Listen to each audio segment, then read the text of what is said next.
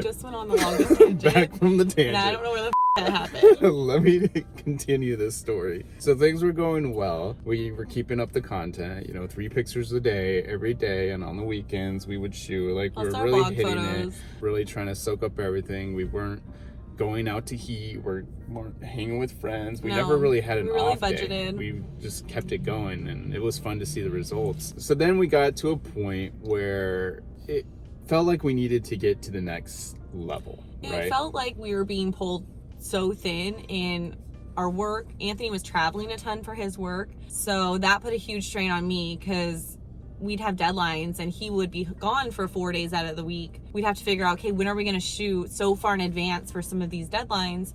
Kind of needed to be like, do we need to get a photographer, or do we just need some better free time? We were just very stretched. Yeah, very stretched. He was also like doing different coding to the blog really late after he got home. I feel like we were constantly working on it, and it was like we were not sleeping really. I remember being like so down on sleep. And I was also missing out opportunities in LA where I could go to showrooms and meet different brands. The FaceTime, I think, is hugely important, and I didn't realize that until later in, after I had already quit my job. But it was networking and the connections. I didn't put that as a priority because I just didn't have the opportunity to do it with my work schedule. But looking back, I would definitely make that a higher priority from the start. If I had the free time to do, I would. So I was missing out on different opportunities, but we're trying to keep up the pace of really going hard in both, being really good at our jobs, but also being successful with what we're doing on the side. But we were already at the place where we needed to figure out what we were doing. As far as, I would have loved to work from home with the blog, but I just didn't know if it was feasible or if it was a safe move, considering all of our insurance was with my job, the 401k. I had a good salary. So I wanted to make sure that if we decided that I would come home and he would stay at work still, that we could still have that income coming from the blog and Instagram. So we didn't feel the transition at all. And so we really started to track like how many jobs I needed to book from Instagram and the blog per month to make up the...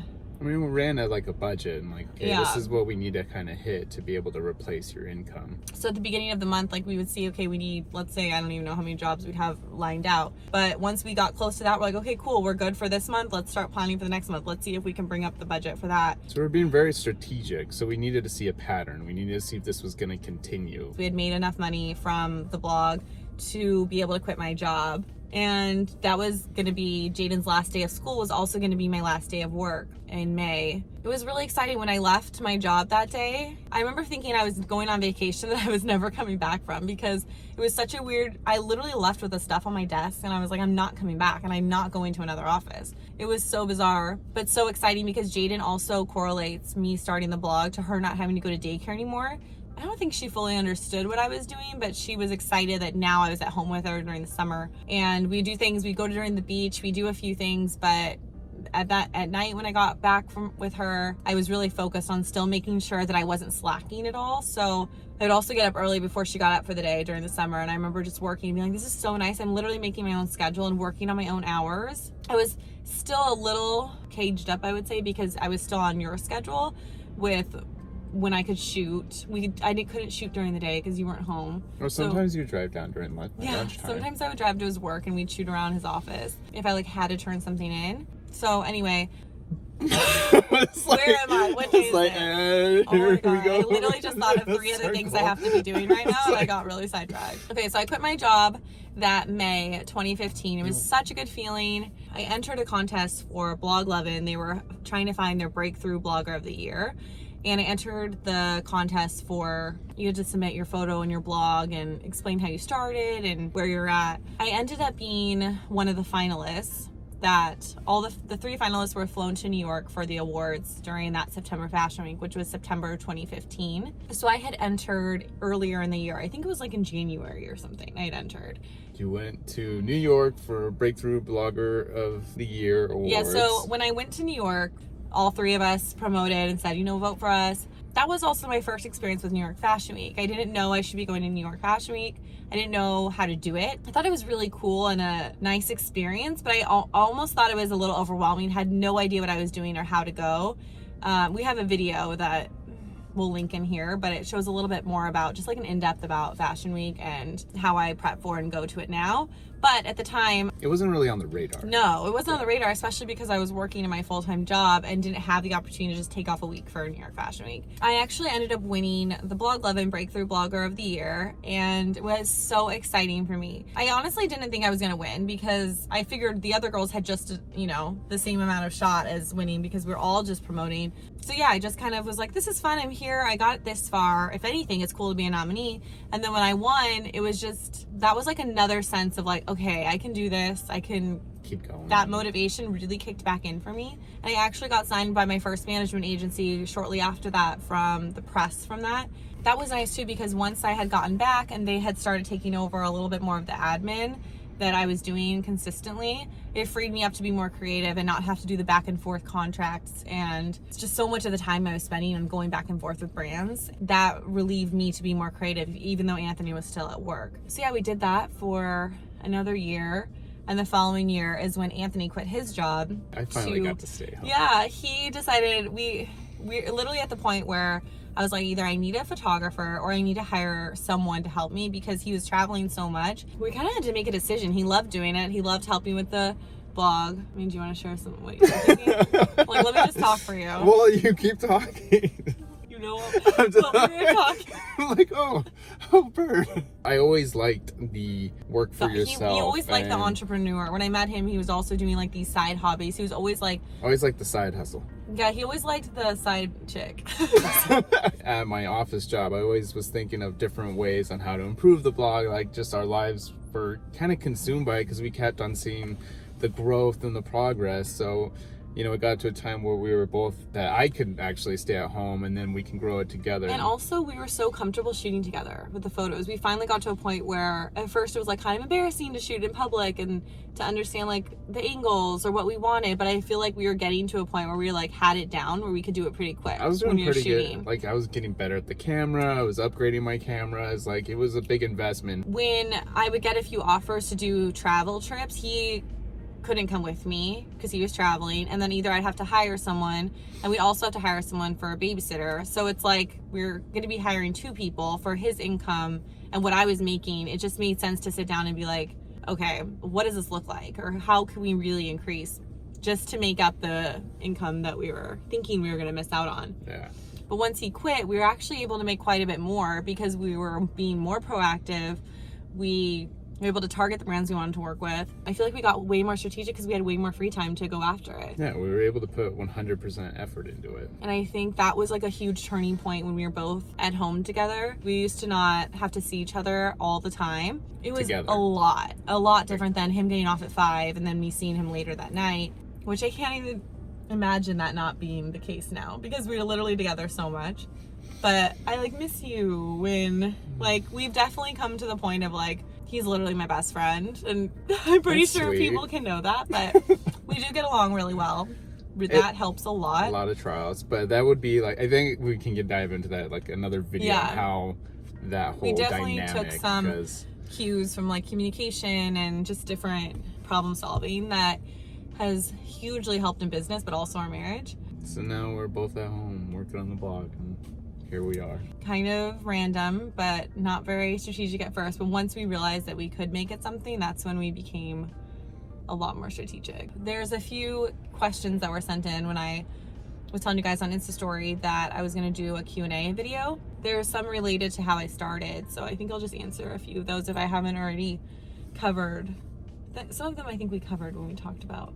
What struggles or insecurities have you had to overcome? I think in the beginning it was really hard for me when my friends found out. I was so mad. When we did the Thrifts and Threads and connected it to Facebook. I didn't connect it to Facebook at first, so it automatically, I did a refresh or I did an app update. Somehow it connected and then it me. just sent an invite to all your Facebook friends that you were on Instagram so under Thrifts and Threads. And so many of my friends texted me, they're like, hey, like even one of my best friends, I had not told anyone. And they're like, what are you doing? Because I was like, oh, I'm just going to get people that I don't know to follow me. Like, I don't need my friends to like jump on and like pity support me. I wanted people who are really into fashion to follow my account. And that's why I didn't want to turn my personal account into all of a sudden my outfits. And people are like, what the heck is this girl doing? When I'm following her just for her, like, you know, my regular personal life. So I was super annoyed when that went out, and my friends had known. They're asking me, and I was like, oh my God, I literally only had 1,500 followers when that stupid announcement went out. I was like, great, I'm not even big enough to where it like makes sense what I'm doing. I just started this. I'm like on the very beginning. I think Anthony was just like, we're having fun doing this. No one's gonna fully understand what's happening. No one knows what this is. They didn't, because it wasn't as popular as it was. Yeah. He's like, today. You know what? If you're having fun with it and you like doing it, then we're gonna keep doing it. So don't care what people, it sounds so cliche, but it's like, don't care what people think, just keep doing it. I think you really have to figure out what you want and what's the goal for you. You can't do something based on someone's opinion. Yeah, and that's hard. That's really hard to tune out, but yeah, you have to make it for yourself. Can someone who doesn't live in LA or New York also have a career in fashion and beauty? I would say 100%. You don't have to live in LA or New York. I do think for US brands, it does help to be affiliated with New York or LA, just because a lot of the brands are based in both of those areas. And I feel like it's easier to network, to make connections face to face. Or even if you did live in, like, say, the South, you can fly up to New York, you can fly to LA and meet with, the different PRs. And you would just have to make a little bit more time, like FaceTime. You'd have to make those meetings, like the FaceTime, I cannot express how important it is. But I know some people in the South do a lot of the like to know it, or you can do a lot more of that without like doing actual brand deals. Like shop style, reward style, like those so you can definitely go off the affiliates. I think it just depends on what you want. I guess like put down a list of the ones, like the people that you see that you feel like have done well in their career, or something that you would want to not copy, but look to for inspiration. Kind of see the path that they've gone down and to get tips on what would be the best for you as well. How do you make contracts and start earning money? I touched base on that a little bit, but now I have a manager and they are the ones that work with the client to redline the contract and make sure it all is good for both sides. But in the beginning, I was doing that myself, and I took a contract off of whatever, LegalZoom or something. Yeah, just it was like some basic contract that protected us from not like having the from brand them if they putting didn't it on pay. a billboard or putting it like nationwide, But also like if they didn't pay, then I had a right to go after them, and so that was like really basic. But I wouldn't say that I knew how to do anything beyond that because I didn't have a legal team on. Obviously, I was just doing it myself. But if I was independent, if we didn't have a management company who had a legal team, then I would have to have an in-house lawyer. But right now, we still kind of outsource that. But now I'll have year contracts with brands, and there's so many things that they're covering as far as like event appearance and stories now. There's all these different components that happen to my contracts now that I would need help with if I was doing that myself at the time. But I was doing like one Instagram contract, like when I was doing it myself. All right, well, I'm going to answer one more question. How do you start a blog in 2019? I would say going off the same principles that we used. I mean, it's a lot more saturated now, but I feel like you really kind of need to stand out. You need to have your niche, that specific thing that makes you unique. Because if you're going to start a blog and it's just about fashion and it's about like your fashion, and then there's nothing really different from your fashion compared to the 100 of other girls' fashion, then it's not really gonna you need to stand out in the sense of your unique voice. Because when you think of someone you follow and you go to their page for inspo, what type of brand do you think of when you think of their page? And if you can't think of someone's brand, and that's a very bad sign that they're not standing out. When you come to my page, I hope that you guys know you're gonna find structured but cool pieces. You're also gonna find some beauty inspo. You're gonna find a lot of neutrals. I think you have to really define like what's your voice, and maybe you don't know it right away, but what do you love about fashion and what are you hoping to offer as a value to your audience? And you would have to be really consistent. I would say the consistency is really what I feel like set me apart from the very beginning of some of the people that I was following at the beginning too, and just they fell off. They stopped doing it. I don't think you can also limit yourself to one platform. You can start slow, like, okay, you can do your Instagram, but you need to slowly branch out and have, show that you can do different things, like you can do video or... You have to be well-rounded a lot more now than when I started Instagram. I didn't have to be doing stories. Starting now, I would have started all the platforms and started strong from the beginning and had a Pinterest right from the start. Yeah. But I do think video is becoming so much more what people and brands are asking for. So I feel like if you're comfortable with video, really capitalizing on that, because there's some people who have great style, they just have zero personality, and that's also hard to connect with. But you also don't want to feel uncomfortable the whole time. Like you're forcing yourself to do something that you don't feel 100% about. So you just have to figure out what's best for your personality and be really consistent with it. So I think next time or whenever we do another video with the sit down like this, we can do the next few years. The last 3 years? Yeah, that catches us up to the 6th. And then I'll also explain how my name changed and it's no longer Thrifts and Threads, but BrittanyXavier.com. Thanks for hanging out with us. I hope that answered. I literally feel like I don't even know if this video is going to make sense, but we'll hope for the best. Well, thank you guys so much for tuning in to this long-winded tangent of a conversation. Hope you would subscribe. Don't forget to check out the description where it has the giveaway. But yeah, swipe up, subscribe. No, don't swipe up. What are you doing here? Log in onto your app and subscribe. Also, if you'd like to see more videos like this, feel free to leave it in the comments below. Okay, well, we'll talk to you guys later, and stay sexy. Don't get murdered. That's trademarked, I'm pretty sure. I don't know. Okay.